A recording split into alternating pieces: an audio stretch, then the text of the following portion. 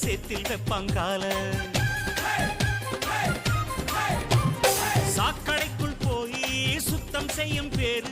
4 நாள் லீவு போட்ட நாரி போகும் ஊரு முடிவெட்டும் தொழில் செய்யும் தோழந்தான் இல்லையே நமக்கெல்லாம் எது அழகு நதி நீரில் நின்று துணி தோய்ப்பவன் இல்லையே வெளுக்குமா உடை அழுக்கு எந்த தொழில் செய்தால் என்ன செய்யும் தொழில் தெய்வம் என்று வட்டுக்கோட்டை பாட்டில் சொன்னானே